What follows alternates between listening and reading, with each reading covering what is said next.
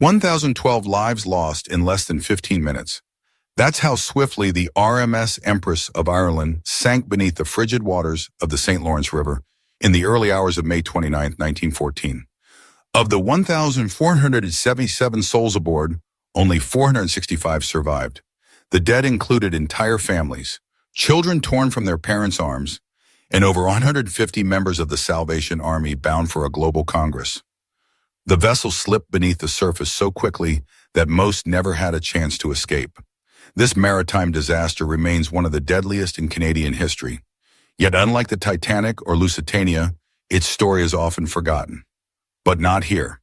The Empress of Ireland was a proud ocean liner, a sister to her counterpart, the Empress of Britain, operated by the Canadian Pacific Steamship Company. Launched from the Clyde shipyards of Govan, Scotland in 1906, the 14,000-ton liner was 570 feet long and had ferried passengers between Canada and Europe for nearly a decade before her tragic demise.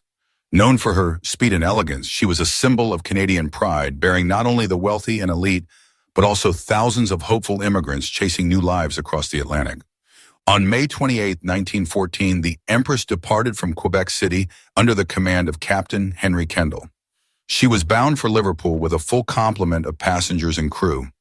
The ship steamed confidently down the St. Lawrence River, shrouded in nighttime fog, her lights glimmering faintly through the mist. It was a routine voyage until the early hours of the next morning when a Norwegian collier named Storstad loomed into view. In the dense fog, visibility dropped to near zero. Both captains attempted to navigate cautiously. Kendall ordered engines stopped and then reversed. The Storstad, uncertain of Empress's location, maintained her heading. Suddenly the fog parted. Too late. The Storstad's iron bow tore into the starboard side of the Empress, just forward of the midsection. The impact was devastating. Seawater rushed in through the gaping wound, and within minutes the Empress of Ireland listed violently. The lights flickered, casting terrified faces into darkness. Many passengers were asleep below deck, unaware or unable to react in time. Only a handful of lifeboats could be launched as the ship rolled to her side. 10 minutes after impact, the vessel was on her beam ends. 5 minutes later, she was gone. The frigid river claimed most of the victims. Few wore life jackets. Rescue efforts were hampered by the darkness and chilling water. Some survivors clung to floating wreckage. Others were hauled aboard the Storstad. By the time the sun rose, the Empress of Ireland lay silent beneath 130 feet of water. Among the dead were 134 children and 840 passengers and crew. Only 5 of the 108 women in third class survived. Canada mourned. But the timing of the disaster, just weeks before the outbreak of World War I, meant it quickly faded from public consciousness. News of the Great War dominated headlines, eclipsing one of the greatest peacetime maritime tragedies ever to strike North America. And yet, the Empress of Ireland did not disappear entirely. Her wreck rests just off Pointe-au-Père near Rimouski, Quebec, preserved by the cold water. Divers began exploring the site in the 1960s. Over time, artifacts were raised, porcelain dinnerware, children's shoes, navigational instruments, and pieces of the ship's woodwork, frozen echoes of a once vibrant vessel. Some of these relics now reside in the Empress of Ireland Museum, a modest but deeply emotional tribute to the lives lost. Today, the site is a protected heritage location under Canadian law. While recreational diving is still permitted, it's regulated strictly to preserve what remains. The vessel itself lies on its starboard side, twisted but recognizable, her ghostly hull still intact in many places. Divers describe the descent as eerie, cold, dark, and filled with a sense of reverence. It is not just a dive, it is a visit to a watery grave. Despite her tragic fate, the Empress of Ireland lives on through stories told by historians, descendants, and divers. Her tale, though not as frequently told as the Titanic's, remains a stark reminder of how quickly safety can become illusion and how fragile even the mightiest vessels can be when nature and circumstance collide. In the chapters ahead, we'll journey deeper into the days leading up to the collision, into the decisions made by both captains, and the strange coincidences that seem to curse this voyage from the start. We'll meet survivors who lived to recount the horror and explore how this once proud liner became one of the most haunting wrecks in the Western Hemisphere. Because the Empress of Ireland was more than a ship. She was a microcosm of dreams, of farewells, of beginnings and ends. And beneath the waters of the St. Lawrence, she still has stories to tell. The RMS Empress of Ireland was docked at Quebec City, the air still with promise as passengers embarked on the morning of May 28, 1914. Among them were immigrants, businessmen, vacationers, and most notably, 167 members of the Salvation Army en route to London for an international congress. Some were seasoned travelers, others were leaving Canada for the first time. The mood was festive. Photos taken on the deck that afternoon showed smiles and waves, unaware that they would be among the last ever captured. The vessel was captained by Henry George Kendall, an experienced officer who had only recently taken command of the Empress. He was known for his calm demeanor and had served on the North Atlantic route for years. That same day, the Norwegian collier Storstad, under Captain Thomas Anderson, was also navigating the St. Lawrence River, having just delivered a load of coal and now sailing empty upriver. Both vessels were aware of each other's presence, but a thick, low-lying fog lay ahead, common for this river and always treacherous. That evening, Empress of Ireland departed at 4:30 p.m. and steamed steadily eastward. Passengers gathered for dinner and then retired to their cabins or strolled along the deck under the moonlight. Around 1:30 a.m. on May 29th, the ship's course placed her near Pointe-au-Père. The air was calm but thickening. Lookouts on both vessels were ordered to stay sharp. Captain Kendall, sensing the danger, ordered the engines to slow and instructed the helmsman to steer slightly south, away from the reported position of the Storstad. Moments later, fog enveloped the ship like a curtain. Visibility dropped to mere meters. Kendall ordered the engines stopped. Meanwhile, aboard the Storstad, Captain Anderson also reduced speed. Both vessels began to feel their way through the gloom, unsure of each other's location. Then came a faint, distant sound, first mistaken for wind, then recognized as another ship's fog whistle. Kendall moved quickly. He ordered engines to half astern, trying to gain maneuverability and prevent collision. The Empress's whistle echoed into the void. A reply came, closer now. Then without warning, the fog thinned, and out of the whiteness loomed the black hull of the Storstad, less than 600 feet away and closing fast. The collision was imminent. The Storstad's reinforced bow struck the Empress of Ireland on the starboard side, just below the bridge. A sickening crunch reverberated through the steel hull, followed by a roar of rushing water. Within seconds, the ship began to list sharply. Kendall ordered a distress signal and rushed to assess the damage. He already knew what it meant. His ship had minutes. Panic rippled through the decks. Passengers, roused from sleep, scrambled up companionways only to find the ship already tilting dangerously. The starboard lifeboats were now nearly vertical. Most were useless. Crew members fought to launch what boats they could. Only 4 lifeboats were successfully deployed before the ship rolled completely onto her side. In less than 10 minutes, the Empress of Ireland was almost horizontal. The cold water surged through shattered portholes and corridors.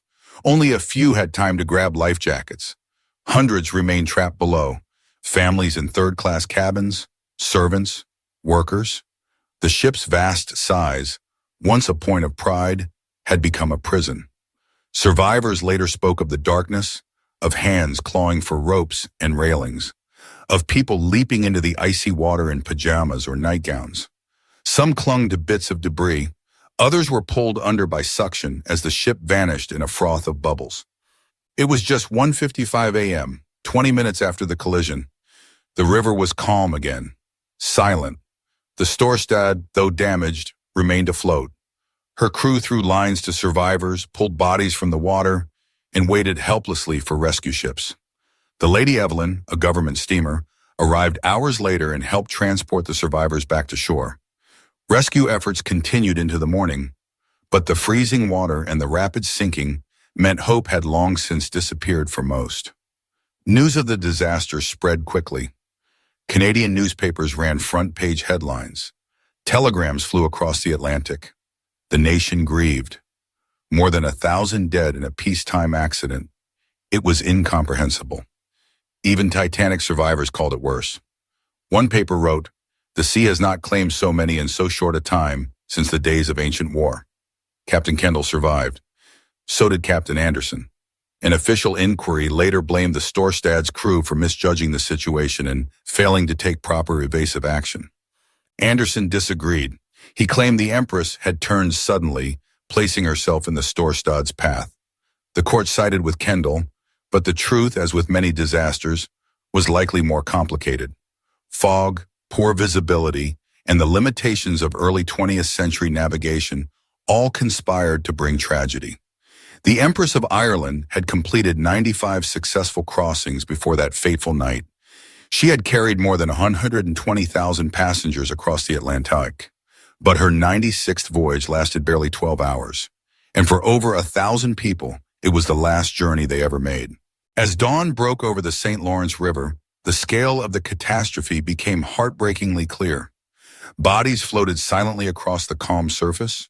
Lifeboats drifted aimlessly, and the waters around Pointe-au-Père bore the traces of one of the deadliest peacetime maritime disasters of the 20th century. Out of 1,477 people aboard the RMS Empress of Ireland, only 465 survived. That meant 1,012 souls were lost in the span of just 14 minutes. Among them were entire families, crew members, and nearly all of the 167 Salvation Army members. Only 21 of them lived. The swiftness of the tragedy shocked the world.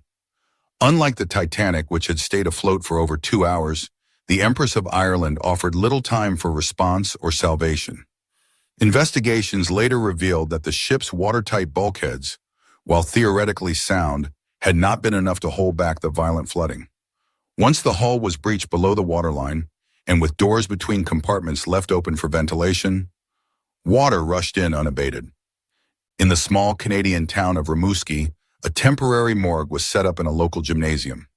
Survivors, wrapped in blankets and shell-shocked, gathered to identify loved ones or await word of those missing.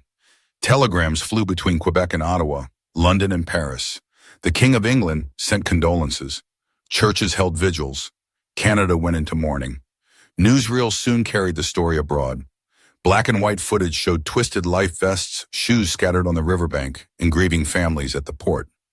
The haunting image of the Salvation Army's loss struck a particular chord.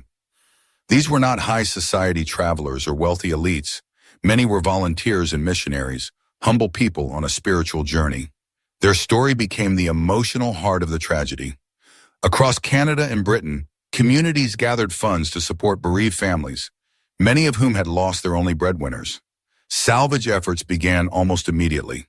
The wreck of the Empress lay on her starboard side in about 130 feet of water, a relatively shallow depth compared to many ocean liners. This made her accessible to early 20th century divers.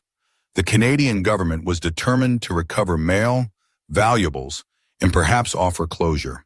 Divers using bulky copper suits and pump-fed air descended into the twisted remains of the ship.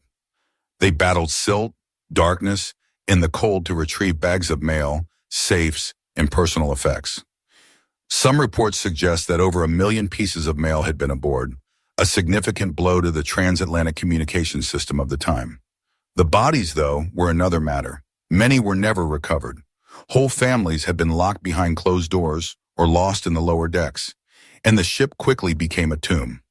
Despite this, no large-scale operation was ever mounted to retrieve remains.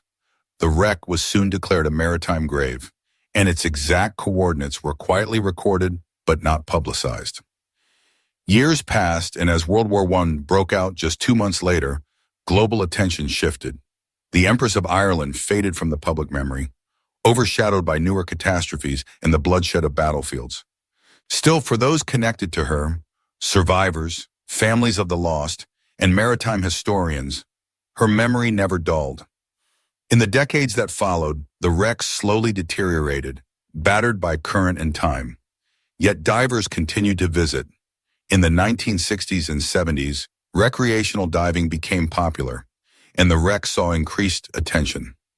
Artifacts began to appear in private collections and local museums, nameplates, crockery, portholes, all taken from the site.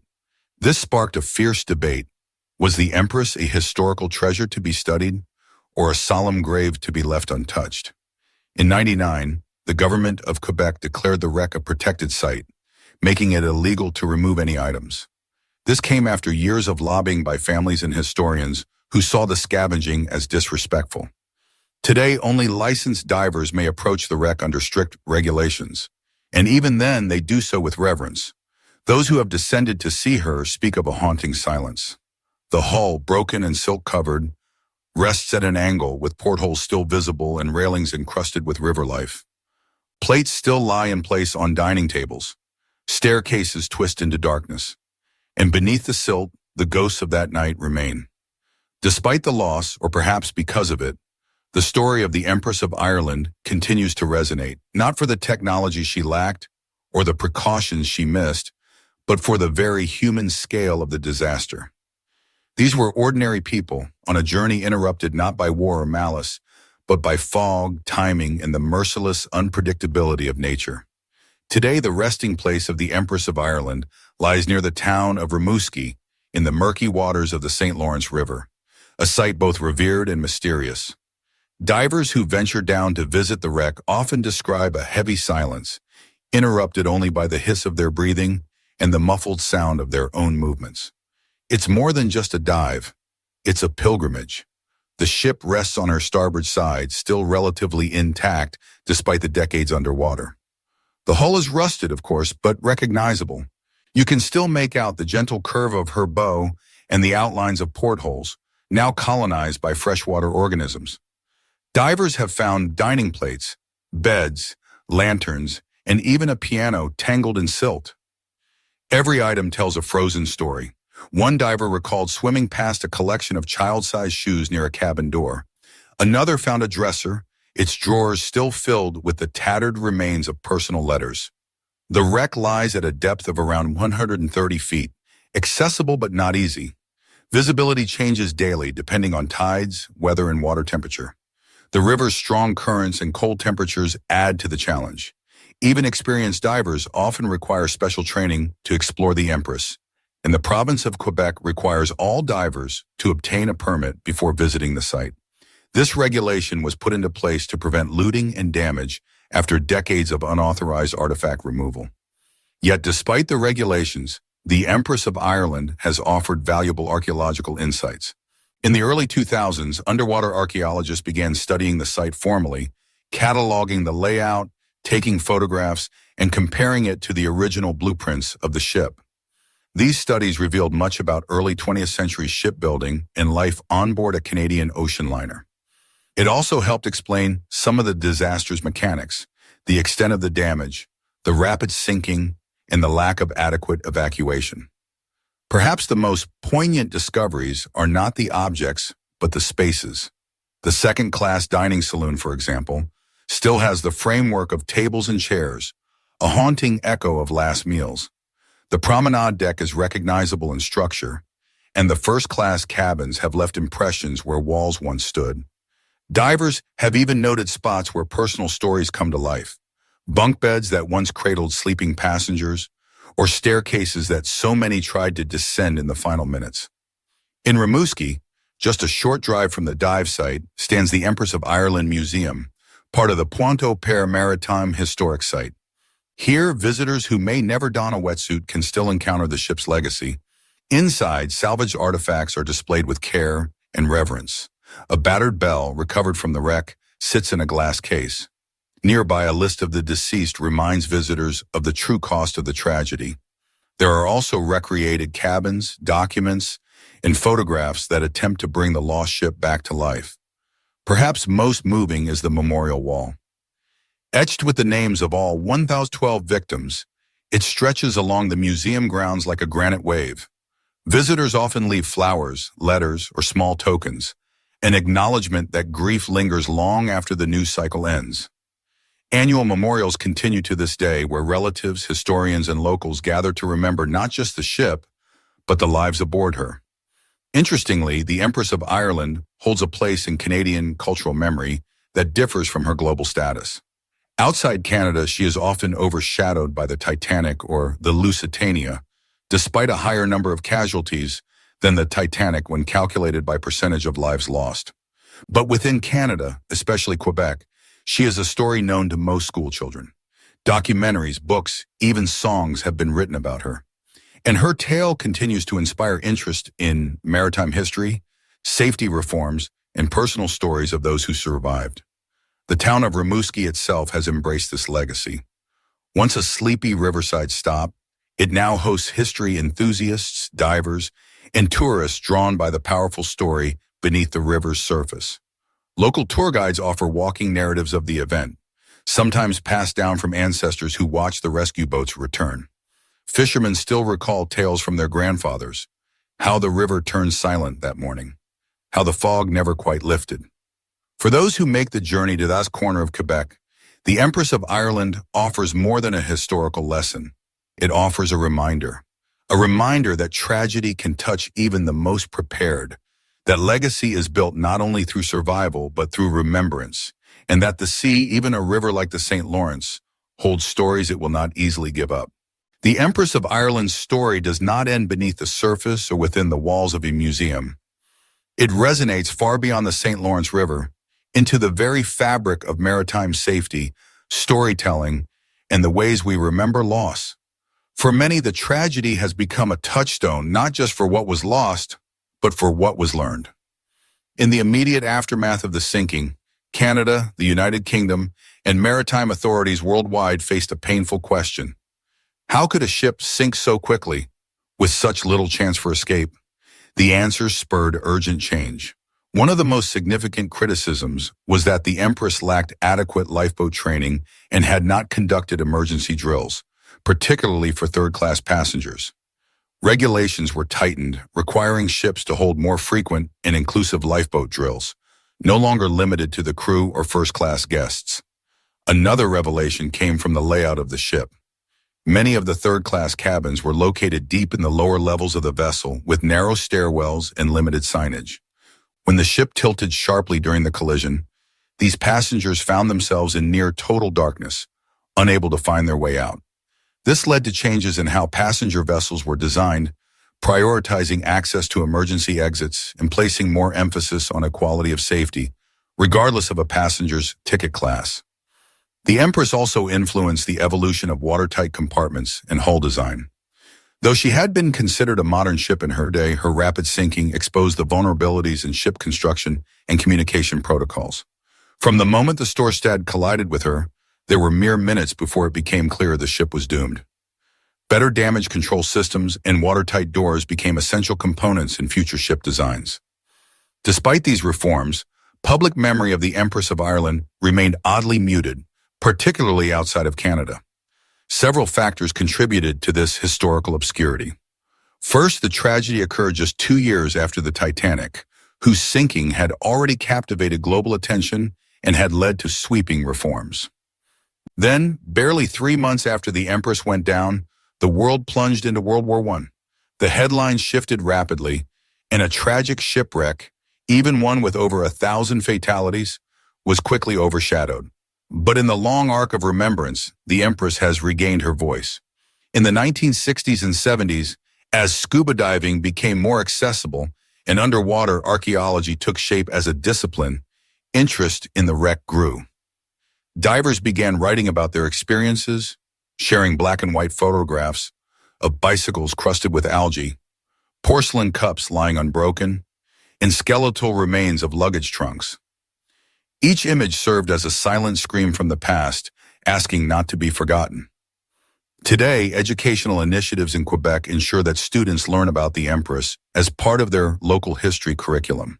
Schools sometimes take field trips to the Pointe-au-Père site, where students see artifacts and hear stories passed down by survivors' descendants. The goal is not just to teach facts, but to build empathy. A child hearing about another child who died in cabin 243 holding a teddy bear makes the story personal, not distant. There's also been a cultural revival of sorts. Canadian musicians have written songs, artists have painted interpretations of the sinking, and theater groups have reenacted scenes from the voyage and the disaster.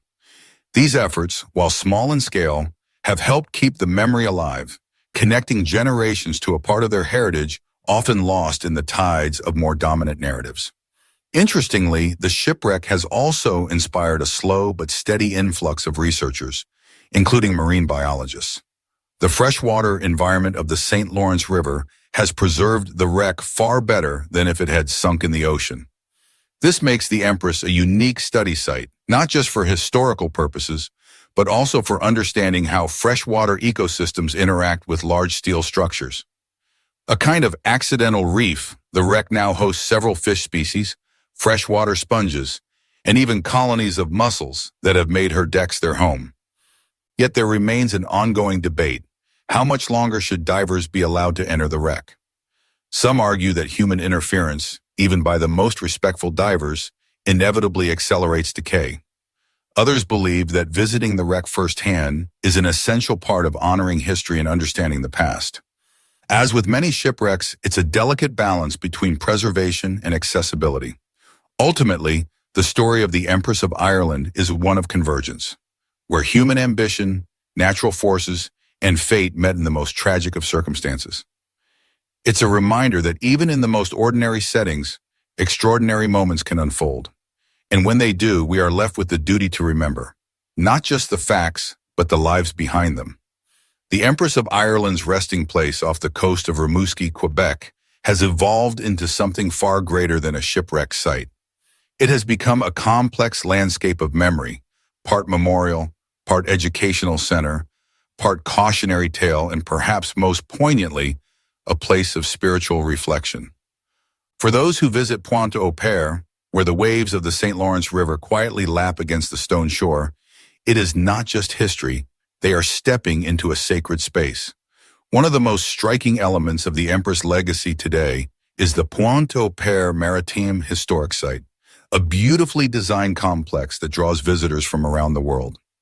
Dominated by the striking silhouette of Canada's second tallest lighthouse, the site includes a museum dedicated to the Empress of Ireland, a preserved submarine, and various exhibitions on maritime navigation and local history. But it's the Empress Gallery that holds most people in its grip. Inside, the atmosphere is reverent. A darkened hallway leads to artifacts recovered from the wreck.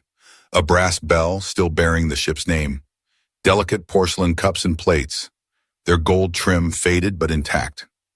Children's shoes, and even fragments of life jackets. The most sobering object is a section of hull, warped and rusted, a physical reminder of how violently the water tore into the ship. Accompanying these items are audio recordings, letters from passengers, survivor testimonies, and even a haunting recreation of the ship's final hour. It is this personalization that gives the exhibit its power.